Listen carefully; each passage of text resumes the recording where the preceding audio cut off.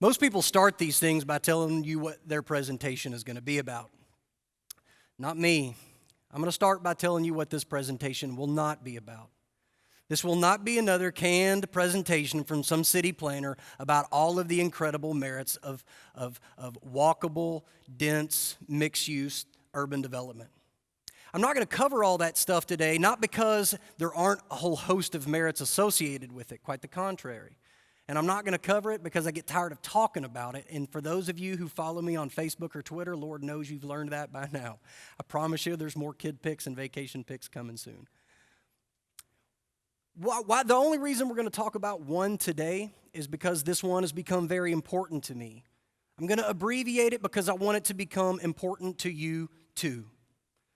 You see, after 10 years in the field of city planning, I've made the decision to enter the field of city management. No longer will the zoning ordinance or the subdivision ordinance or the master street plan be the most strategic documents in my career. Very soon it'll be the budget. I'll go from dreaming to doing. I will take up the mundane yet very critical challenge of making sure the residents of my city have the services they desire at a level equal to or exceeding their expectation. It's going to be real sleeves up in the trenches, day-to-day local governing, and connecting those citizen customers to the services they want is what it's all going to be about, and made possible by the budget. So by now you may be wondering what in the world a city planner who loves urbanism is doing talking about the budget, and how's he connect the two? Well, I'll show you. Crop yield. You see, not that long ago, a light bulb went off in my head, and I made the connection between my experience driving land use policy with my desire to drive a healthy, resilient local government budget. I made the connection between designing a great city and actually having the resources to build one. And it's all about crop yield. Just like farming, everything in your city has a spatial context. What do I mean? I mean it can be mapped to a particular point or a given area on the landscape. The same way a farmer will look at his fields and say, what are my costs at the time of planting, and what are my yields at the time of harvest? Your local government officials can do the very same thing in the landscape of your city. Furthermore, great farmers calculate per acre to find out which given acres of their farm are most resource intensive and which are the highest performers. And then they recalibrate their entire operation to do less of the former and more of the latter. Now, why do farmers do that? Because it's smart farming. Why should your city officials be considering landscape performance inside your town? Because it's smart governing. Now, I want to be very clear today. When I talk about things like revenues and expenses at the local budget level, I'm talking about them spatially. How do we pay for things like public safety and parks and excellent transportation networks? But instead of considering them from a line item basis or a per capita, per resident basis, how are we doing on these sorts of expenses spatially, per acre or per square mile? Conversely, when I talk today about the revenues we generate, obviously I'm talking about city taxes and fees. But instead of by sole source, I'd like for you all to consider how we reap those revenues by acre or by square mile. Very few people think about expenses and revenues spatially. I know I never did, and I get paid to think spatially about my city. But now that I do, that this light bulb has gone off, I can't stop thinking about it. We're going to take a little window tour around our hometown, and I'll show you how I see the world through my eyes now. Most of you all will recognize the image before you. It's the very first Walmart Supercenter in Conway over on Skyline Drive. It is like most Walmarts in America, it's a tax base engine, and rightfully so. It does do its fair share of generation. This next image is the Halter Building. It's a veritable landmark in our city. It's had a centerpiece at probably the most prominent corner in the heart of our downtown for about 100 years.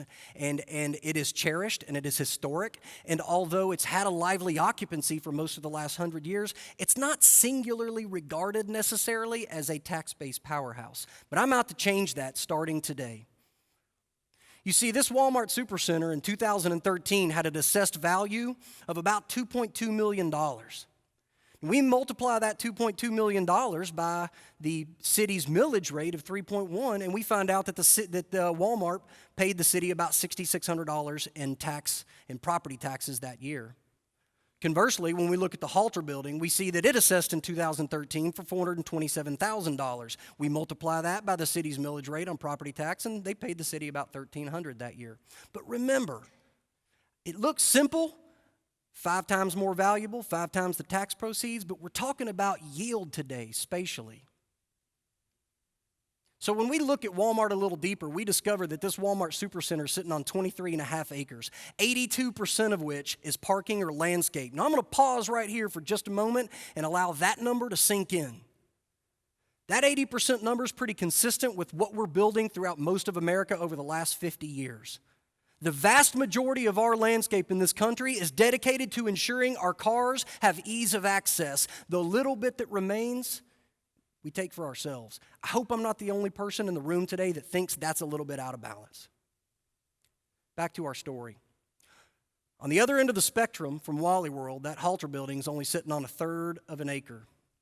It is 100% productive on the landscape because it covers from lot line to lot line with no parking or landscaping. Furthermore, it's productive to a multiple of 3 because it's 3 stories tall. So when we calculate this piece of land by yield, what we find out is that Walmart is generating $281 an acre off its landscape, but the Halter Building is generating over $4,000. The Halter Building is 15 times more productive to you and your city's budget on its landscape than Walmart. And that's applying the exact same tax rate to those property owners. This pretty much made my head explode. I could not wait to see how it looked if we crammed an entire downtown's worth of built environment into that 23.5 acres at Walmart. So I did it, because I'm kind of geeky like that. What I found out, again, Walmart $281 an acre. A 23.8 acre sample of downtown is yielding 3 times as much. This is a pretty average look at downtown, by the way. It includes some vacant parcels that we use for surface parking. It includes some vacant structures. It includes some unrenovated structures. It includes some lower density 1-story structures. It even includes alleyways and streets that don't generate a penny in property tax. An average look at an average look of urbanism and suburbanism seemed fair, but I was curious how well downtown would perform against an above-average look at suburbanism. So next I compared it to Conway Commons. This is the single largest retail development and the newest large-scale retail development in our city. It's far and away the largest in the county. It is a powerhouse on the landscape. But when I ran the same property tax yield numbers by acre, what I discovered is that downtown even outperforms Conway Commons. Ladies and gentlemen, I ran these same sorts of math experiments on all sorts of development, office, commercial, residential. I ran them from corner to corner in our city, all ages of development, new and old, and in literally every single case I studied, I found out that walkable, dense, urban-type development is outperforming modern suburbia every single time. Now, some of you who know a little bit about how our state tax law structure is, will know that cities depend far more on sales tax than we do property tax. You're right. Begs the question, how do sales tax proceeds stack up to your city budget? Well, let's find out. This is Chick-fil-A over on Highway 64. It's part of that new Conway Commons development over there. It is the #1 highest grossing restaurant in the city of Conway. Does about $4.4 million per year. Numero uno. This is the Pasta Grill. It's a little Italian spot downtown. Pasta Grill in 2013 just did just over $1 million in gross sales, and that put it number 53 in the restaurant rankings, firmly middle of the pack. But if you've ever waited for a half hour on one of those benches for a table to open up, you probably wouldn't guess it's that far down. I know I didn't. But here's the beauty. Chick-fil-A consumed 1.7 acres on their site. Pasta Grill consumed 1/20th of an acre. So when I ran the yield calculations for sales tax on this, I discovered that although Chick-fil-A is doing a robust $2.7 million per acre in yield, the Pasta Grill is doing a mind-blowing $22 million per acre per year in yield. Think about that. This little locally owned mom-and-pop Italian restaurant in a nondescript storefront with zero parking in the heart of your downtown is outperforming the national juggernaut of Chick-fil-A 8-1. Why does this matter? Because that little restaurant is 8 times more powerful to your city's budget to give you the things that you want, know, and love on a daily basis. Makes it more powerful to buy you a fire truck and put a fireman to drive it. More powerful to fill a pothole or tear out a horribly congested red light and replace it with the smooth sailing roundabout. More powerful to build a sidewalk or a trail to connect where you are, like home, to where you want to be, like a park or a school. To fund your kids' soccer league or an adult education or workforce development program, or maybe, dare I say, build your city a fabulous new indoor public pool facility. Jury's out on that one. We'll wait and see. The bottom line is this. This is real money. It's sitting on the landscape. I was curious if this was a statistical outlier, so I ran the top 10 suburban performing restaurants against the top 10 urban restaurants in downtown and over at Hendrickson Village, and obviously, you know what I found out by now. Our urban environments are outperforming our suburban ones 3-1. Like I said, real money. This is real money that could be making a difference to you and your family's quality of life and the level of service your government can provide. Or it's real money that can be returned to you in the form of lower taxes and fees. Either way, this is real money that's just sitting out on your landscape in the form of underproductive, sprawly suburban development. By default, urban development allows us to access the fullest potential of that property. Maybe my favorite thing about it is that it doesn't cost us any money as taxpayers. Maybe it even saves us money. I mean, if we slowed down the rate of consumption on the edge of town that typically we build in suburban style underproductive development, we don't have to apply new services, police, fire, sanitation, sewer, water, electric, schools, parks, whatever.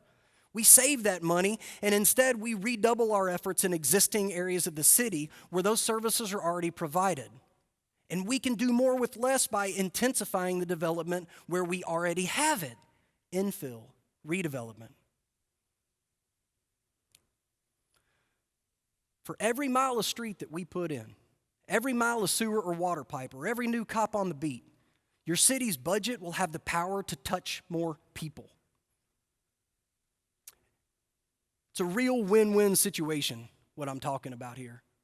And just like a farmer who adjusts his or her technique to ensure they're maximizing performance on their landscape, your city officials can be doing the same in your city by simply better managing the way we consume and build atop our landscape.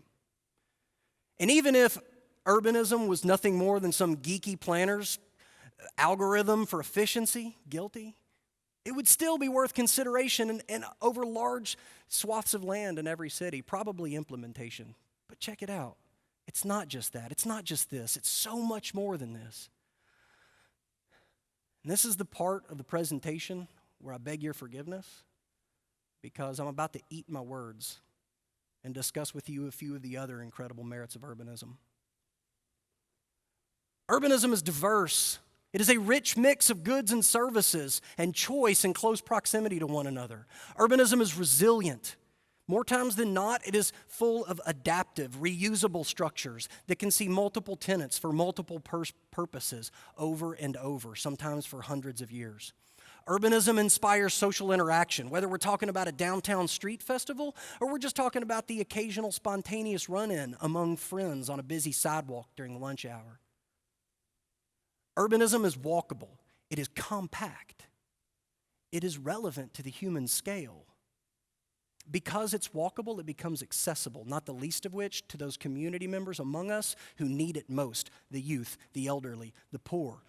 Urbanism is equitable. It is a more fair way to build our city. It encourages us to power through our days with our bodies, not our cars. And finally, maybe my favorite, urbanism can be stunningly beautiful, jaw-droppingly beautiful. Think about cities like Rome or Paris or Barcelona. These are places that we cherish in our hearts and our minds for centuries, maybe millennia. They're the kind of places we go on vacation. Nobody goes to the suburbs on vacation.